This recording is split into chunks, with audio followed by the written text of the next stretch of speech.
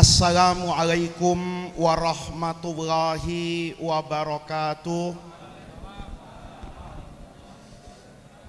Bismillahirrahmanirrahim. Alhamdulillahirabbil alamin. Wassalatu wassalamu ala asyrafil anbiya'i wal mursalin wa ala alihi wa sahbihi ajma'in. Amma ba'du. Segenap para alim ulama yang saya muliakan, para kiai, para asatidzah, para habaib yang begitu banyak hadir pada malam hari ini. Saya tidak bisa menyebutkan nama beliau satu persatu, tapi tidak mengurangi rasa ta'zim dan hormat kita semua kepada beliau-beliau. Bapak-bapak, ibu-ibu, hadirin hadirat sekalian yang berbahagia, malam hari ini kita hadir di Musholla Al-Khairiyah untuk melaksanakan haul dari guru Abuya Haji Hasan Basri dan istrinya yang mendirikan perguruan Ziyadatul Hasanah. Saya tadi lihat ini adalah haul yang ke-33. Ini luar biasa bapak-bapak, karena acara seperti ini itu mendatangkan manfaat bukan saja kepada almarhumin, tetapi juga kepada kita semua. Kita datang ke acara haul, ke acara tahlil, itu kan sebetulnya taat sama perintah Rasulullah Shallallahu Alaihi Wasallam. Kata Nabi, aktsiru dzikra hadzimil ladzat. Kalian itu, kata Rasulullah, aktsiru banyak-banyak. Dzikra itu mengingat, hadzim itu riwayat hadisnya sama-sama sahih. Ada yang pakai hadzim pakai zal, ada yang hadim pakai dal. Itu dua-duanya riwayat yang sahih dari Rasulullah. Kata Nabi, kalian itu banyak mengingat satu perkara yang disebut dalam hadis itu hadzimal ladzat, yang akan memutus kenikmatan hidup di dunia. Sahabat tanya, apa itu ya Rasulullah? Kata Nabi, al-maut. Orang itu akan menjadi baik, kata Rasulullah, kalau orang itu sering mengingat kematian. Jadi kita kalau sering datang ke acara tahlilan, kita sering datang ke acara haul, itu mendatangkan manfaat buat kita, Pak. Hari ini misalnya istri beliau itu adalah haul yang pertama. Kita datang, kita doakan beliau, kita kirim pahala untuk beliau. Kita tidak tahu, Pak, jangan-jangan tahun depan itu menjadi haul pertama untuk kita yang hidup sekarang. Kita tidak ada jaminan ini, ya. Hari ini doakan orang, kita tidak tahu nih, apa jangan-jangan besok malam itu adalah tahlilan pertama kita, ya. Ya ini ngomong begini emang nggak enak gitu. Memang acara tahlilan itu nggak enak, Pak, ceramahnya gitu. Karena temanya itu tema tentang apa ini? Kematian. Manusia itu memang nggak suka bicara yang namanya kematian. Bukan cuman Hairil Anwar dulu di mana? Di Kerawang itu kan ada penyair yang terkenal bikin penyair syair itu antara Kerawang dan Bekasi, ya. Ya itu nggak tahu tahun berapa, tanya guru bahasa Indonesia lah, ya. Tapi di antara syairnya Hairil Anwar itu saya baca dia nulis syair juga. Aku ingin hidup 1000 tahun. Nih lihat. Orang nulis kepengen hidup 1000 tahun itu karena cintanya sama kehidupan dunia. Padahal kalau bener Allah kasih hidup 1000 tahun, repot dia. Bayangin, Pak, hidup 1000 tahun, anaknya udah mati, cucunya mati sudah, cicitnya mati, mungkin tinggal curutnya kan gitu kan. Artinya apa? Dia sudah tidak hidup dengan orang yang punya ikatan apa itu, emosional dekat dengan dia. Kakek saja kalau sudah dengan cucu, itu beda antara bapak dengan anak. Tapi manusia memang kepengennya itu hidup sepanjang-panjangnya, paling tidak suka bicara kematian. Itu bukan cuman Hairil Anwar, Pak. Bapak moyang kita, Nabi Adam alaihi salam, itu digoda sama iblis, digoda berkali-kali, itu nggak mempan, Pak. Ya, Nabi Adam digoda dengan harta, mau dikasih tanah 1000 hektar di Bekasi, nggak mau Nabi Adam. Ya nggak mau lah, ngapain di sini kan gitu, 1000 hektar macet kena gusur kan gitu, mendingan di surga. Nabi Adam itu ditawarin macem-macem, itu nggak mempan sama iblis. Hingga satu hari iblis tuh menemukan kelemahan dasar manusia. Ngomong iblis tuh di Quran, hal adulluka Adam, mau nggak saya tunjukkan kepadamu? Kata Nabi Adam, tunjukkan apa?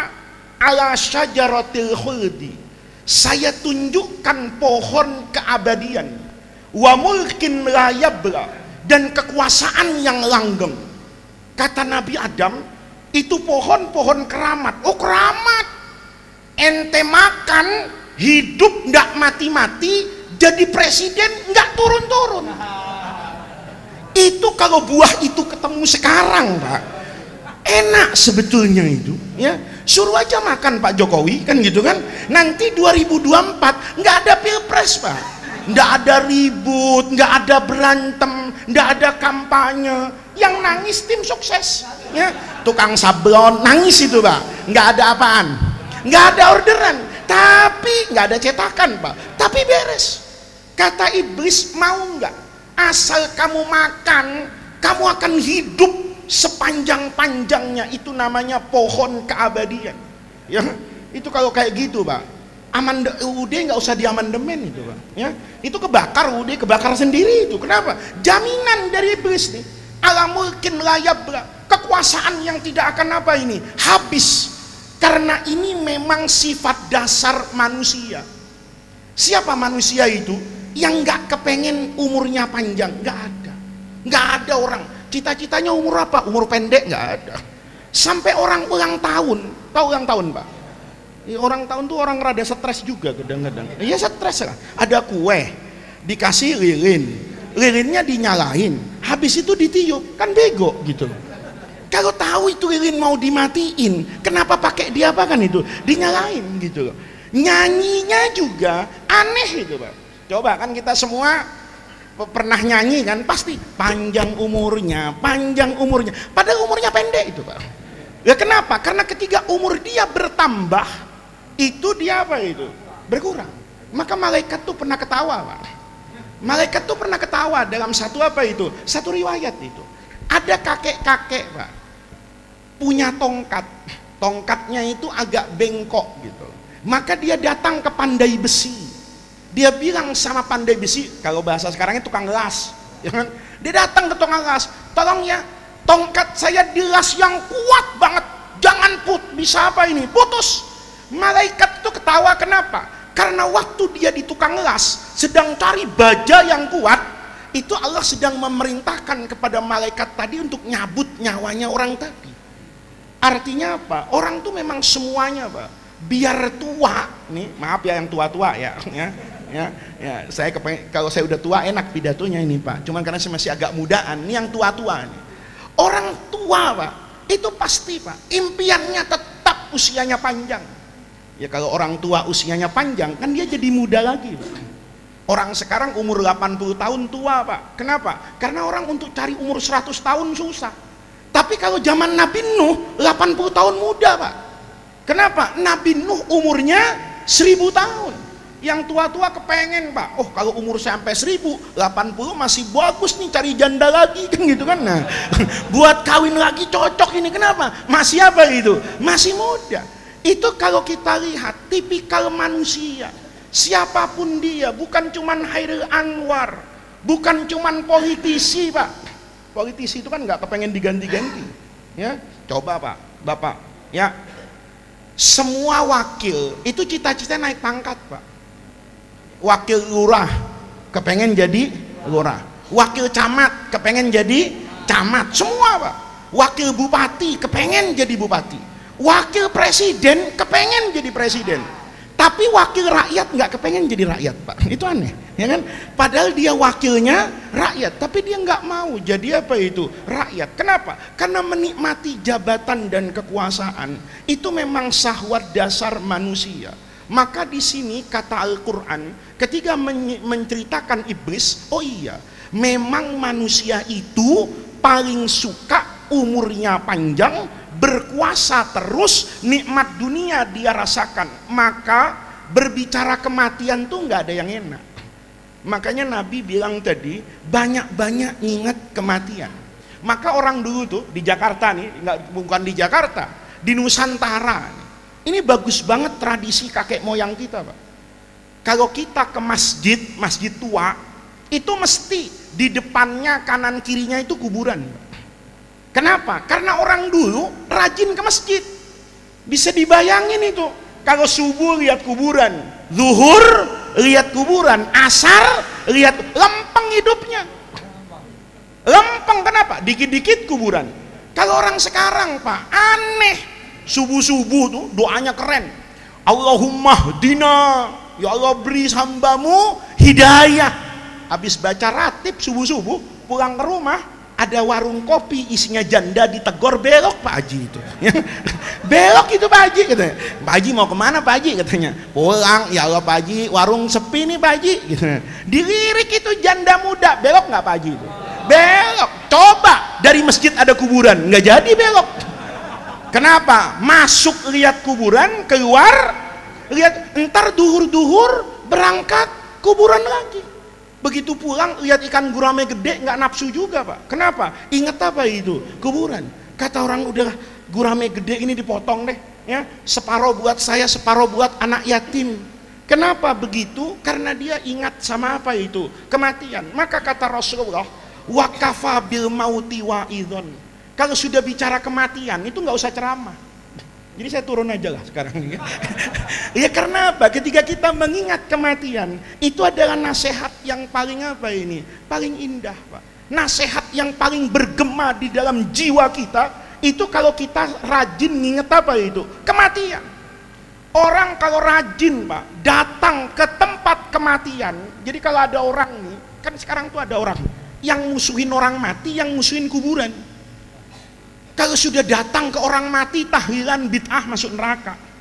Kalau sudah ziarah kubur, musyrik, bid'ah, masuk neraka. Itu Islam Protestan tuh, Pak, ya kan? Ada orang ke kuburan protes, ada orang tahlilan protes, ada orang mulutan protes. Itu kalau ada di Bekasi, KTP-nya tambahin, Pak Haji, ya kan? Islam Protestan, Islam tukang protes. Orang tuh kadang-kadang salah persepsi dengan agama loh. Padahal yang namanya kuburan itu sarana paling hebat untuk menyadarkan apa ini? Orang. Bukan cuman kita. Sayyidina Utsman dulu. Sayyidina Utsman bin Affan radhiyallahu anhu. Ini orang soleh banget, Pak. Soleh, cinta Quran. Ini sahabat Nabi yang jadi khalifah, yang umurnya panjang itu Sayyidina Utsman. Sayyidina Abu Bakar itu meninggal umurnya sama dengan Rasulullah 63. Sayyidina Umar juga sama. Sayyidina Ali nanti lebih muda. Tapi Sayyidina Utsman umurnya panjang, Pak. Lebih dari 80 tahun. Panjang, kaya, dihabiskan untuk apa ini? Ibadah kepada Allah. Ini orang, Pak. Waktu tuanya itu sama anaknya nggak boleh ke masjid, Pak. Udah babe jangan jemaah ke masjid. Emang kenapa? Jauh jalannya, be, capek katanya. Ya udah deh, gua sholat di rumah ya. Iyalah, udah uzur. Besok-besok dibalikin sama anaknya ke masjid lagi, Pak. Kenapa? Dia nggak ke masjid, sholat di rumah, anaknya nggak tahan. Kan dia harus berjamaah, Pak. Kata bapaknya nih, lu kalau ngelarang gua ke masjid, lu juga jangan ke masjid. Biar kita bisa sholat berjamaah. Berjamaah di rumah, Pak. Nanti dibalikin sama anaknya. Kenapa? Hari pertama diajak sholat di rumah, sholat isya, Pak. Itu 1 rakaat belum ruku subuh. Bayangin, sholat isya 1 rakaat belum ruku Pak, subuh. Orang Jati Asih juga begitu, ya kan? Ya gimana nggak begitu, sholat isanya jam 4 kan gitu kan, ya pulang dari kantor dari Jakarta capek dan ntar dah sholatnya masih jam 10, jam 11, 12 tidur dia, begitu bangun jam 4 langsung wudhu, insya Allah itu Allahu Akbar, adzan subuh, ya kan? Kata bininya, bang parah lo, kenapa? Masa takbiratul ihram isya udah adzan subuh? Wah lu kurang piknik. Kenapa? Semalam gua ngaji di Al Khairiyah, ada cerita Sayyidina Utsman belum ruku udah adzan subuh. Ini namanya orang separuh pinter banyak gobloknya ya ini. Sayyidina Utsman itu masya Allah pas adzan isya, adzan di masjid Nabi, dia denger anaknya diajak sholat, qomat di rumahnya sholat, itu 1 rakaat bisa dibayangin itu Pak. Kalau terawih dipraktekin kayak gitu di Al Khairiyah, masya Allah, saya yakin kerusuhan di Stadion Kanjuruhan Malang pindah ke sini Pak. Saya yakin itu imamnya keluar dibunuh orang kalau di Bekasi, minimal sendalnya hilang, ya kan? Biar kapok tuh imam, apa-apaan sepanjang itu Sayyidina Utsman. Tapi anehnya kata anaknya, saya tuh sering lihat bapak itu baca Quran, saya sering lihat bapak itu mengeluarkan kata-kata hikmah, tapi ekspresinya biasa aja. Tapi bapak saya kalau lihat kuburan pasti nangis Pak, gitu loh. Sayyidina Utsman itu kalau baca Quran bisa nangis, bisa nggak nangis. Sholat bisa nangis, bisa nggak nangis. Sujud bisa nangis, bisa nggak nangis. Tapi kalau marra alal qabri pasti nangis. Ditanya sama anaknya, mabika ya abati, bapak kenapa sih kalau lihat kuburan kok nangis? Apa kata Sayyidina Utsman?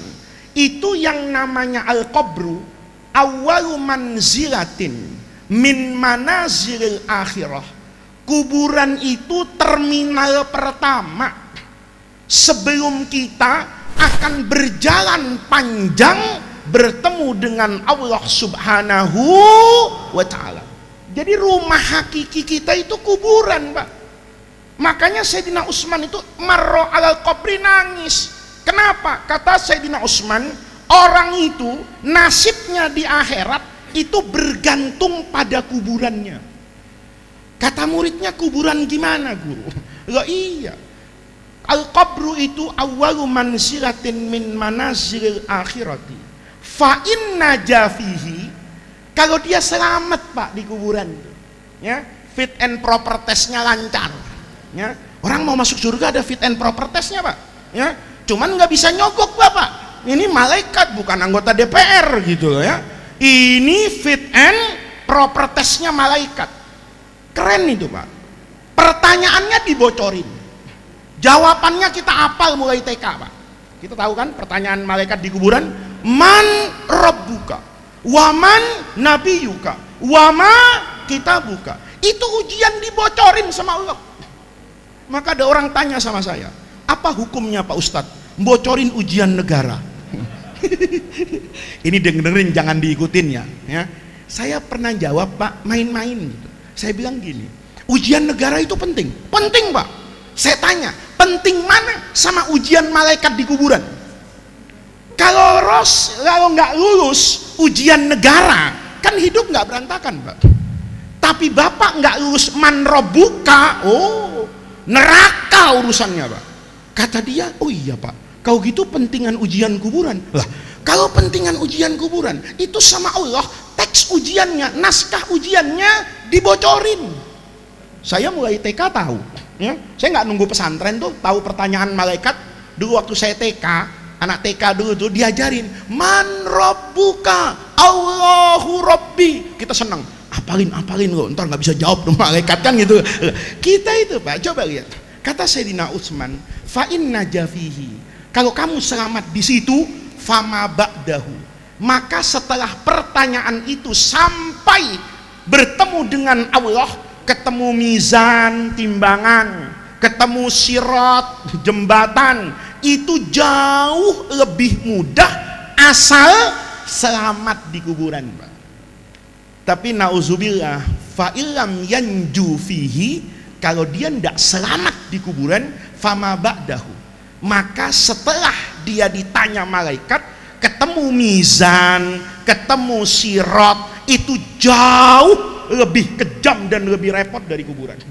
Makanya kuburan itu penting, Mbak. Jangan orang itu, sekarang kan banyak Islam-Islam baru itu, ya, Islam-Islam yang ngaji tidak jelas sama gurunya siapa itu, asal ada datang ke kuburan, musyrik. Enggak. Imam Syafi'i itu punya guru perempuan, Pak, zuriyah Rasulullah syarifah, namanya Sayyidah Nafisah. Di Mesir itu terkenal, disebut Nafisatul Ilmi, karena ilmunya itu hebat. Sayyidah Nafisah itu jauh sebelum meninggal itu udah gali kuburan, Pak. Dia gali sendiri kuburannya itu. Dia suruh gali orang, bikinin saya kuburan. Ntar kalau saya mati, saya dikubur di sini. Apa yang terjadi, Pak? Begitu kuburan itu jadi, ditutup pakai batu yang kotak gitu ya. Kalau sekarang tuh kayak nutup apa itu, selokan itu. Ditaruh batu besar supaya nggak kemasukan air hujan atau nggak ada ular ke dalam, ditutup, Pak. Tetapi dalam banyak riwayat, Sayyidah Nafisah itu pernah menghatamkan Quran, Pak, di dalam tempat yang nanti jadi kuburan dia hatamkan Quran lebih dari 4.000 kali, Pak. Tuh. Kita sibuk ngecat rumah, ganti hordeng, ya kan? Begitu kita mati, istrinya kawin lagi, Pak, ya kan? Dipakai suami yang baru, ya kan? Coba. Tapi kita nggak pernah berpikir rumah kita yang hakiki, rumah kita yang menentukan kebahagiaan kita itu di kuburan. Pertanyaannya, persiapan kita apa buat kesana? Orang ahlus sunnah wal jamaah itu percaya dengan tabarruk dan tawassul. Kalau nggak percaya barokah itu berarti bukan aswaja, itu azwaja. Ya, beda, Pak. Kalau kita aswaja, ya, kalau orang aswaja ahlus sunnah itu percaya, Pak, dengan yang namanya barokah, bahwa Allah menciptakan al barokah. Kadang Allah ciptakan barokah itu Allah tempelin pada waktu. Kan ada waktu yang barokah, Pak, kayak Lailatul Qadar, satu malam khairun min alfi syahrin, berarti waktunya apa itu? Berkah. Ada yang berkah itu tanahnya, Pak. Bapak sholat di Mekah itu, sholatnya cuman 1 rakaat, tapi sama dengan 100.000 rakaat di Al Khairiyah ini. Coba Al Khairiyah jadi tanah suci, penuh masjid ini, Pak. Ya, musola ini penuh ini, ya. Itu namanya barokah pada apa itu? Pada tempat. Ada barokah itu pada tangan, Pak, pada orang. Kayak misalnya Nabi Khidir, namanya Khidir Khodra, melambangkan hijau. Di mana ada Nabi Khidir itu sejahtera, Pak. Berarti kalau bapak-bapak nggak sejahtera, kampung ini nggak pernah kedatangan Nabi Khidir, Pak. Ya, Rasulullah itu tangannya barokah, Pak. Ludahnya Nabi barokah. Ada hadisnya, Pak. Orang yang minta ludah, tahu kan? Dulu saya itu waktu kecil, asal ada orang alim sama bapak saya, suruh mangap saya.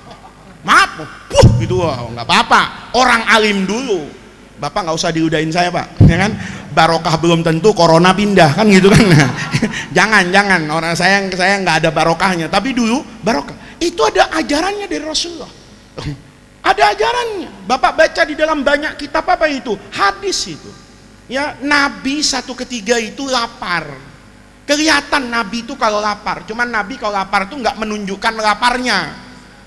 Kalau Ustadz sekarang nunjukin, masuk masjid lemes gitu. Kenapa Pak Ustadz? Yang ngajar gua dari asar, belum sempat makan. Oh, belum makan nih Pak Ustadz. Ditunjukin. Kalau Nabi enggak.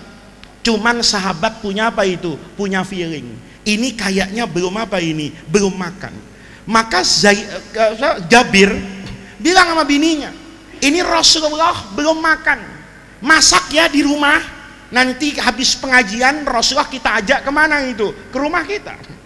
Kata istrinya, beres, kita coba cek dapur. Maka istrinya tahu kalau Rasulullah itu tidak pernah mau makan sendirian.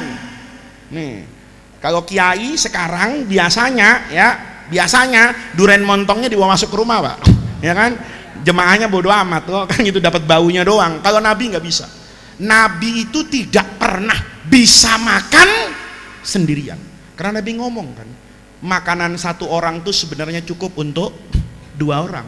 Berarti kalau makan satu orang dimakan sendiri, kata Nabi, itu serakah. Makanan dua orang cukup untuk tiga. Maka Nabi tidak pernah dalam hidupnya itu mau makan sendirian. Istrinya Sayyidina Jabir tahu, maka dia masak. Kemampuan dia 10 orang.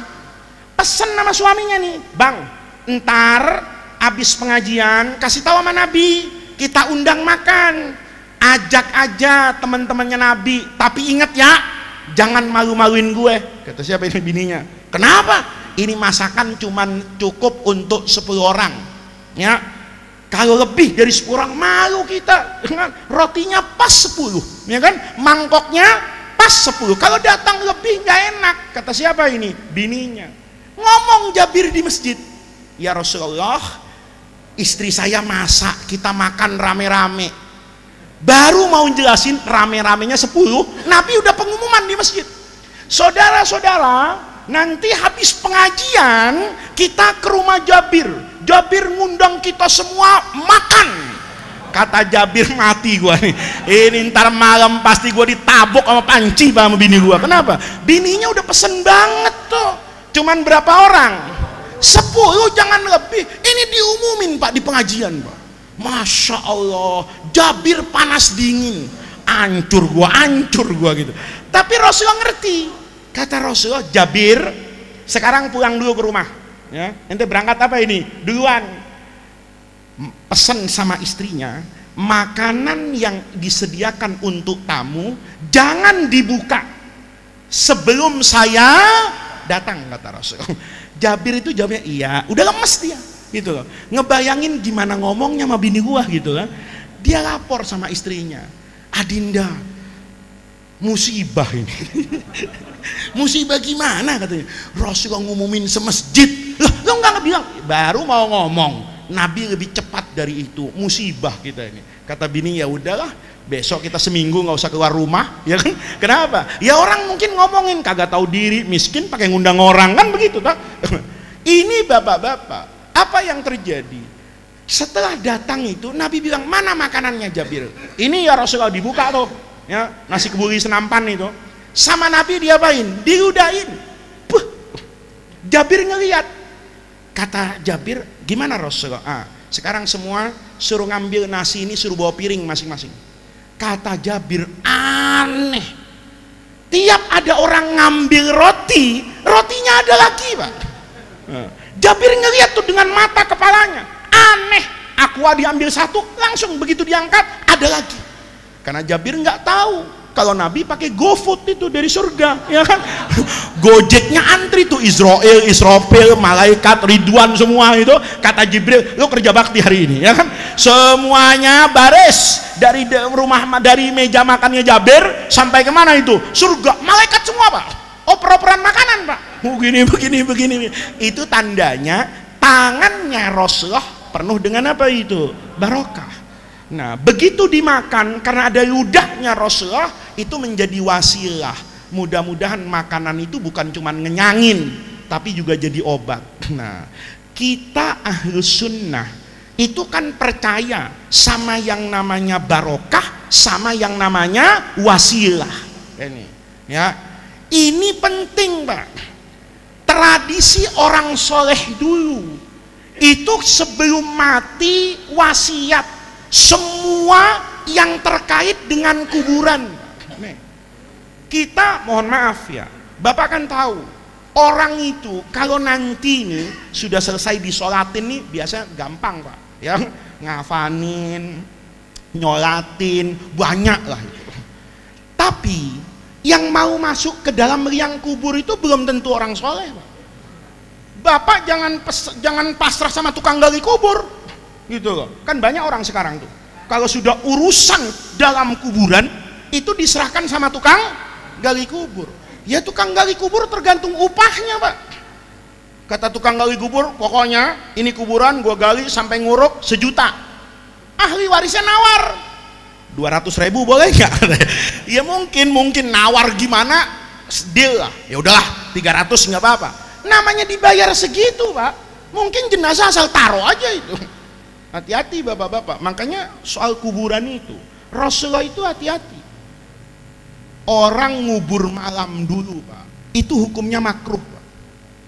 itu hukumnya makruh. Hadisnya banyak di Bulughul Maram itu. Kata Nabi itu, jangan kamu kubur mautakum bilaili illa antattaru. Kenapa? Karena kalau malam-malam takutnya jenazah ini nggak mendapatkan apa yang seharusnya dia dapatkan. Bapak bisa bayangin tuh, ada orang malam-malam dibangunin, suruh jahit kain kafan. Kain kafan kan kalau orang Indonesia rapi pak, dijahit. Dia dibangunin jam 1:30 malam, ngantuk-ngantuk di staples, ya kan? Ya, di staples, di lakban, kasihan jenazahnya. Masuknya pakai apa ini? Lakban. Tapi kalau malam-malam bisa dijahit sempurna, ya nggak makruh. Kalau malam-malam yang sholat banyak, yang nguburin juga banyak, yang nalkinin juga ada, itu nggak makruh. Tapi itu menunjukkan bahwa Nabi itu menaruh perhatian ke kuburan. Nanti orang itu begitu masuk liang kubur itu kan ada doanya pak. Bismillahi wado'naka wa ala millati rasulillahi salamnaka. Nih pak, kalau bukan orang soleh repot. Maka dulu bapak-bapak, hatta ummul mukminin sayyidatuna Aisyah radhiyallahu anha itu pesen banget itu. Nanti kata istri Nabi nih pak, ya, istri Nabi ini, kita kan nggak ada hubungan sama Nabi kecuali Nabi Adam gitu. Ini istrinya Rasulullah Pak. Istri Nabi yang paling banyak meriwayatkan hadis lebih 2000. Istri Nabi yang paling banyak ilmunya dari Rasulullah Shallallahu Alaihi. Istri Nabi yang terkenal paling alimnya perempuan yaitu istrinya Nabi yang bernama Ummul Mukminin Aisyah. Tapi sebelum meninggal wasiat dia. Beliau itu meninggal tahun 58 Hijriah. Abu Hurairah sahabat Nabi ini ya, itu meninggal tahun 59 Hijriah. Wanti-wanti Aisyah itu. Kata beliau, nanti kalau saya mati tolong ya yang nyolatin itu Abu Hurairah. Karena waktu itu sahabat Nabi sudah banyak yang tidak ada, dicari yang ilmunya paling banyak nih, hafalan hadisnya ini. Siapa? Abu Hurairah. Wanti-wanti nanti yang masuk ke liang lahat itu naruh jenazahnya itu Abu Hurairah. Itu semua orang soleh pak selalu berwasiat kayak gitu. Bahkan ini cucunya Sayyidina Abu Bakar radhiyallahu anhu itu Abdullah ibni Az-Zubair, anaknya Zubair bin Awam. Zubair itu suaminya Asma. Asma itu kakaknya Aisyah. Jadi Asma itu anaknya Sayyidina Abu Bakar yang lebih tua dari Ummul Mukminin Aisyah. Punya anak namanya Abdullah nih. Berarti cucunya Sayyidina Abu Bakar. Waktu perang sama panglimanya Bani Umayyah itu ya, itu kemudian kan Mekah yang dilempar pakai manjanik, Ka'bah kebakar itu, perebutan kekuasaan di Mekah antara Abdullah bin Zubair dengan dinasti Muawiyah ini yang ada di Damaskus. Singkat cerita, pasukan Bani Umayyah ini terlalu kuat untuk dibendung. Maka Abdullah bin Zubair itu tahu kalau hari ini kayaknya dia akan lepas dari kekuasaan Mekah dan tidak mustahil dia mati. Maka pagi-pagi dia menghadap ini ke ibunya Sayyidatuna Asma. Nih, Asma itu pak perempuan tapi hebat pak. Ini perempuan yang menjaga Rasulullah dengan Sayyidina Abu Bakar waktu hijrah dari Mekah ke Madinah. Bapak kalau mau tahu hebatnya Asma, mudah-mudahan tahun ini bisa umroh ya. Begitu sampai di Mekah minta antar pak sama orang sana ke Gua Thaur. Jarang orang umroh, paling diantarnya ke Gua Hira, tempat turunnya wahyu. Kalau Gua Thaur itu tempat Nabi bersembunyi, jauh jaraknya. Kata Sayyidina Abu Bakar, karena anak yang besar itu perempuan semua, kata Sayyidina Abu Bakar, Asma, kamu bertanggung jawab urusan keamanan dan logistik saya dengan Nabi. Bayangin pak, Sayyidatuna Asma itu gelarnya dalam sejarah namanya Dzatun Nitaqaini, perempuan yang punya dua gesper pak, ikat pinggang. Karena dulu ikat pinggang itu dari kain. Sama Sayyidatuna Asma, kain itu disobek jadi dua pak, ibarat sorban nih, sarung disobek jadi dua. Yang satu tetap untuk mengikat pakaian beliau supaya tidak melorot auratnya kelihatan. Yang satu itu untuk bawa bejana air, Pak. Jalan dari Mekah ke Gua Thawr. Sekarang ya jangan saya, Banser nih mati kalau saya suruh bawa air nih. Ya, Banser nih gagah di Jati Asih ya. Bawa ke Mekah, Pak. Panas kayak gitu, jalanannya batu, naik gunung hampir 14 kilo itu, Pak. Nenteng air, jangan Bapak bayangin nenteng galon. Kalau galon enak, miring-miring kagak tumpah. Ya, ini pakai apa ini? Bejana tanah. Airnya banyak banget segentong. Itu diikat ke kepalanya Asma itu. Jalan kaki sambil ngumpet-ngumpet takut ketahuan. Siapa itu? Abu Jahal. Itu solihahnya ibunya Abdullah bin Zubair. Maka begitu dia mau mati, dia datang sama ibunya. Ya Ummah, inni qatilun la muhalata. Saya mati nanti duhur nih. Kata ibunya, loh kamu takut mati bela Ka'bah? Inget nak, kamu tuh cucunya Abu Bakar. Nggak ada darah pengecut dalam keturunan Sayyidina Abu Bakar. Kata dia, bukan Bu, bukan soal mati, saya nggak takut sama mati katanya. Lah terus takutnya saya itu di liang kubur nih katanya. Padahal orang ini mau mati apa ini? Syahid, Pak. Bukan mati sangit ini, mati syahid bela Ka'bah. Matinya benar syahid, Pak. Tapi wanti-wanti sama ibunya. Nih lihat, orang mati syahid itu kata Rasulullah, ya dikubur apa adanya.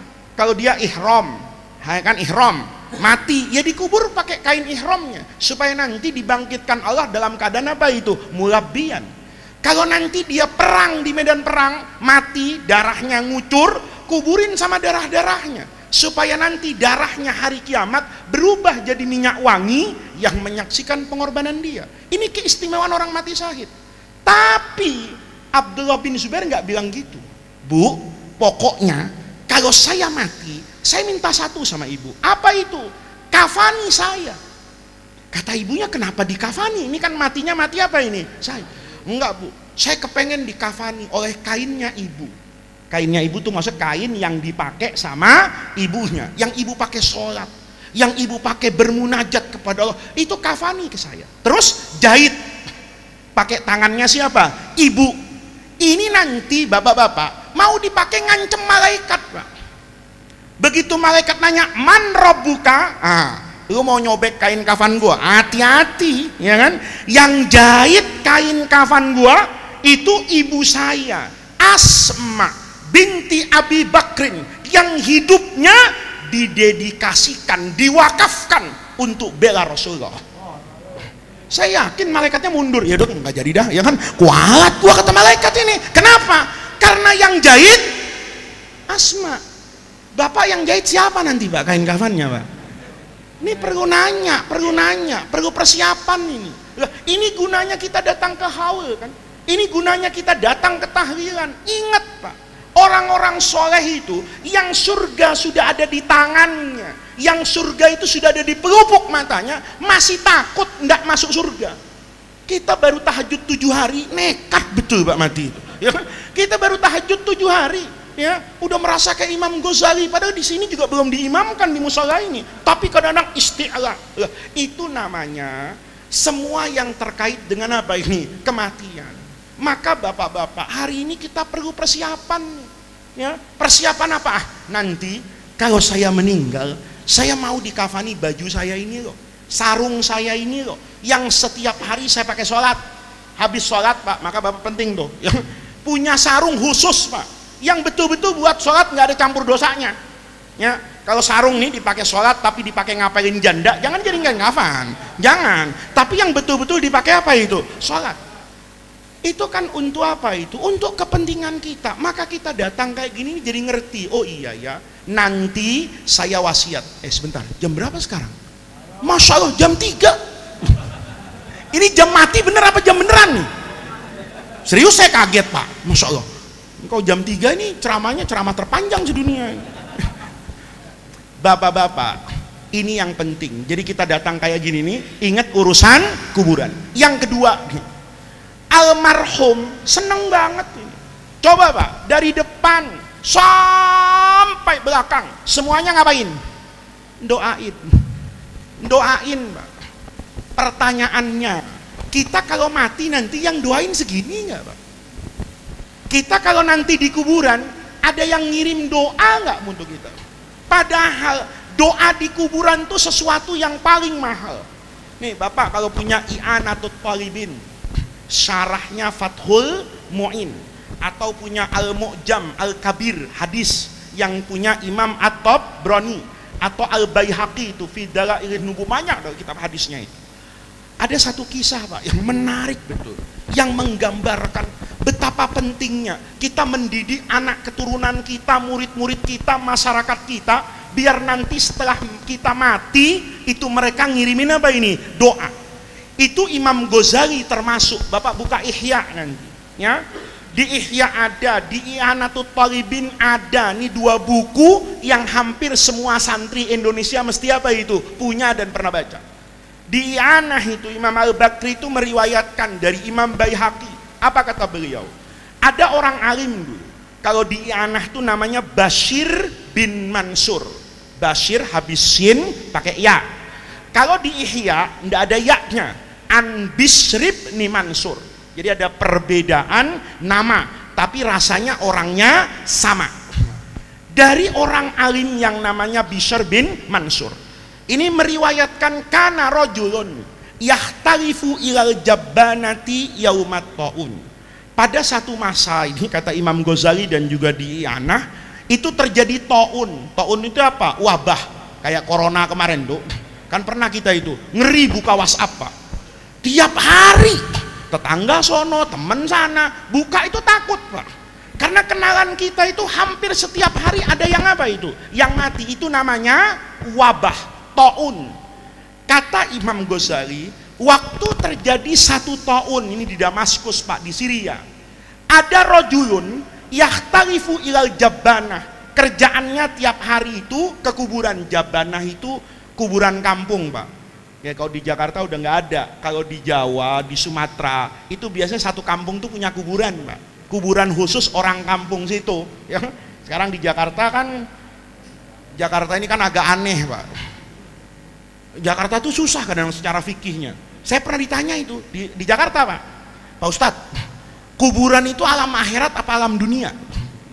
Ya, makanya bagus tuh kita diajarin kuburan itu namanya alam barzah. Belum dunia, sudah ndak dunia, tapi belum akhirat. Murid saya tanya, Ustaz, itu sebetulnya kuburan itu dunia apa akhirat? Emang kenapa, kata saya? Saya bingung, Pak Ustaz. Kalau dibilang dunia nggak mungkin, udah mati akhirat. Dibilang akhirat setiap tahun bayar kontrakan. Lah kuburan kalau di Jakarta ngontrak, Pak. Kalau Bapak nggak bayar kontrakannya, ditimpa itu orang, dianggap nggak ada, diisi orang lain. Masa iya orang sampai di akhirat bayar kontrakan kan gitu. Nah ini kuburan, Pak. Biasanya ada, karena kayak gitu kalau di kampung itu ada satu kampung dihususin kuburannya itu. Nah dulu kata Imam Ghazali, orang ini mondar mandir ke kuburan kampung itu, Pak. Fayus hidus sholata alal jenazah. Kerjaan orang ini menyolatkan jenazah yang mati karena ta'un. Jadi ada orang mati di sana, dia sholatin, dia bawa ke kuburan. Sampai kapan itu? Sampai sore, Pak. Kalau sudah jam 5 dia pulang. Nih, sebelum pulang kata Imam Ghazali, waqafa ala babil qabri. Nih, kuburan biasanya kan ada pintunya tuh kayak gapura. Orang tadi itu di dalam I'anah, dalam Ihya itu waqafa, berhenti, Pak. Di depan kuburan ngapain? Doain orang yang di kuburan. Bi arba'i kalimatin, doanya ringkes banget. Cuman dengan 4 kalimat, la yazidu alaiha, enggak lebih. Apa doanya? Ana sallahu wahsyatakum wa rahima hurbatakum wa tajawaza an sayyiatikum wa qabila hasanatikum. 4, Pak. Ana sallahu wahsyatakum, mudah-mudahan Allah itu menjadi Anis, sahabatmu, bukan Anies Baswedan, ya kan? Ntar Bapak bilang pilpres ya gini, Anies itu sahabat. Sahabat di mana? Di wahsatal qabri. Karena kuburan tuh serem, Pak. Bapak bayangin, Bapak kalau pindah rumah nih, pindah nih dari satu kampung ke kampung lain, pertama kali pindah pasti ngerasa nggak enak, Pak. Padahal masih sama-sama rumah. Gimana kalau pindahnya kemana itu? Ke kuburan. Pasti takut. Maka kata orang tadi, mudah-mudahan kamu tidak takut lah. Kenapa? Allah yang akan menemani engkau, artinya rahmat Allah yang akan menemani engkau di dalam kuburan. Wa rahima ghurbatakum, dan Allah merahmatimu karena kamu sekarang jadi orang asing.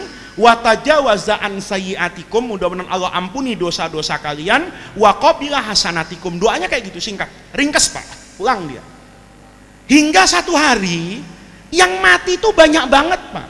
Maka biasanya jam 5 sore kelar, dia tahu-tahu nguburnya jam 8 baru kelar Pak.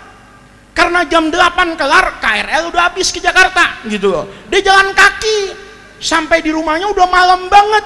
Karena sudah malam banget, ketika dia sudah kemalaman, dia keluar dari kuburan tuh lupa Pak. Nggak doain orang yang ada di dalam apa ini, kuburan, langsung pulang ngejar KRL nih, ya kan, bingung ini udah kemalaman, gue naik apa nih, langsung lari dia, lupa nggak doa. Sampai di rumahnya dia tidur, begitu tidur dia mimpi Pak, faida biya khalqun katsir, rumahnya tuh kayak dikepung orang. Maka orang tadi nanya, man antum, kamu semua siapa, kenapa datang ke rumah saya? Kalau cari bansos jangan ke sini, kan gitu. Kalau cari bansos datangin RT, datangin lurah, bukan rumah gua, kan begitu kan? Kata orang-orang tadi, nahnu ahlul maqabir, kami ini penduduk kuburan. Kata orang tadi, ada apa, urusan apa lo ngejar gua? Kata orang kuburan, awatana bihadiyatin, engkau ini sudah kebiasaan ngasih kami hadiah yang indah. Kata orang tadi, hadiah apa? Doa. Engkau itu pas maghrib doakan kami, maka kami dapat rahmat Allah sampai maghrib lagi Pak. Nah, jadi doanya expired kalau udah maghrib ya, doanya berlaku cuman berapa jam nih, 12 jam. Tapi begitu maghrib lagi kamu doa lagi, jadi rahmatnya diapain tuh, diperpanjang. Nanti hilang, kamu doa lagi, diperpanjang terus. Kami itu nikmat betul. Semalam biasanya malaikat kasih kami roti bakar sama kopi susu, kenapa nggak datang malaikatnya bawa itu? Oh iya ya, kamu tidak mendoakan, itu mahalnya doa di kuburan. Maka Imam Ghazali itu bilang gini Pak, arwah kita itu di kuburan Pak, ada yang kelakuannya kayak pengemis hari Jumat. Bapak lihat masjid tuh, kadang-kadang nggak ada pengemisnya Pak. Tapi kalau Jumatan biasanya ada pengemis Pak. Banyak masjid kayak gitu di kota itu. Kalau hari Senin, Selasa, Rabu, Kamis tuh nggak ada pengemis. Tapi begitu Jumatan banyak. Arwah kita, nauzubillah, jangan kayak gitu Pak. Arwah kita itu kelakuannya ada kayak pengemis hari Jumat Pak. Jadi kalau Jumat pagi itu arwahnya kabur dari kuburan Pak. Semuanya datang ke masjid. Ada satu Pak yang nggak ikut ke masjid, dia ngopi di Starbucks kuburan. Dia ngopi di Starbucks kuburan, asik banget dia minum kopi. Kata temen-temennya, lu nggak ikut ke masjid? Kagak, gua mayat kaya. Emang lu fuqara wal masakin, orang miskin ngemis. Itu ngemis apa Pak? Ngemis doa. Karena yang kayak pengemis nih, anaknya nggak pernah doain, keluarganya lupa, muridnya lupa, tetangga nggak ingat. Begitu hari Jumat dia senang, karena khotibnya baca doa tuh Pak, ya, doa yang membangunkan tidur kita. Ya, saya itu sudah pensiun Kiai, dari Jumatan saya nggak pernah mau jadi khotib Jumat. Kenapa? Sakit hati saya. Ya, kalau Jumatan itu begitu, innal hamdalillah, itu jamaah asik banget tuh, kepalanya nunduk semua. Ngapain? Ngapain? Tidur. Anehnya nih, aneh banget.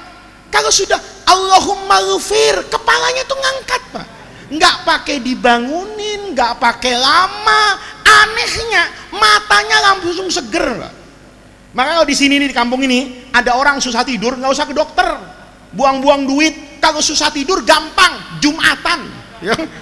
Asal Jumatan, yang belum bayar kontrakan tidur ya kan? Yang utangnya banyak tidur.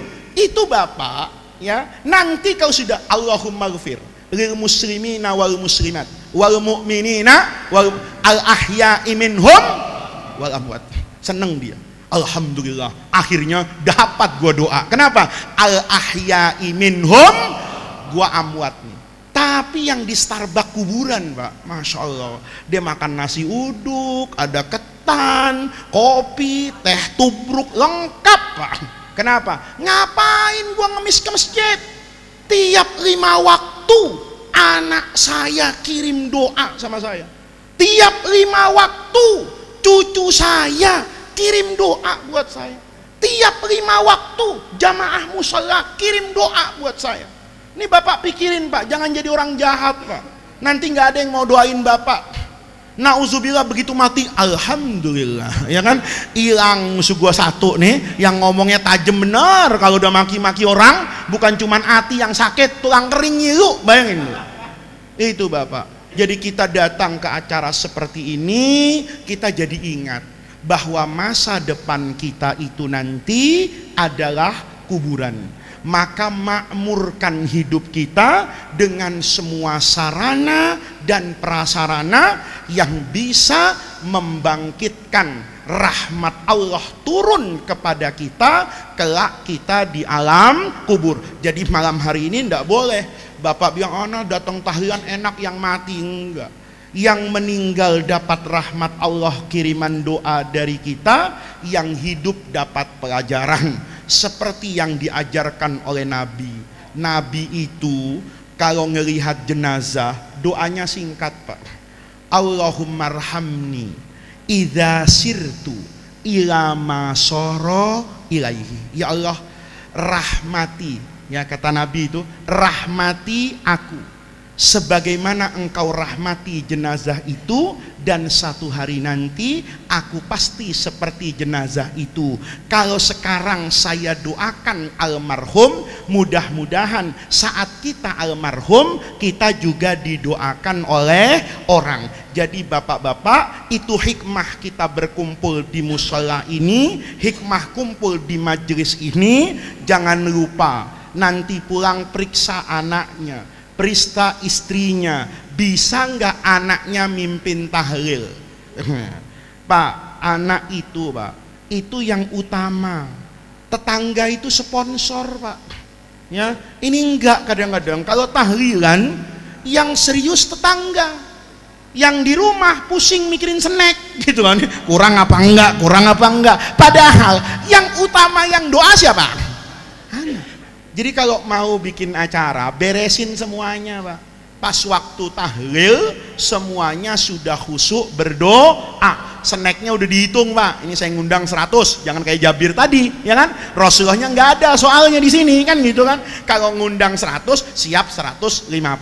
Aman, doa. Itulah tujuan kita memperingati haul dan mendoakan. Mudah-mudahan Allah jadikan jam'ana hadza jam'an marhuma wa tafarruqana mim ba'dihi tafarruqan ma'suma. Mudah-mudahan hadirnya kita di majelis ini membawa rahmat untuk almarhum dan almarhumah, membawa rahmat untuk semua orang-orang yang telah mendahului kita. Mudah-mudahan hadirnya kita di majelis yang baik ini menjadi tawassul dan wasilah kita untuk mendapatkan khairat dunia wal akhirah.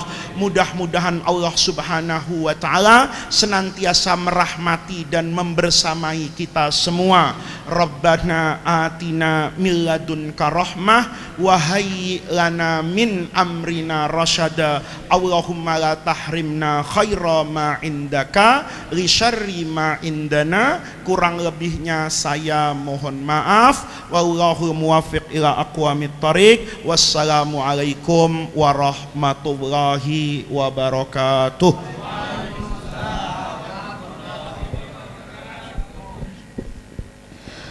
Alhamdulillah telah sama-sama kita dengarkan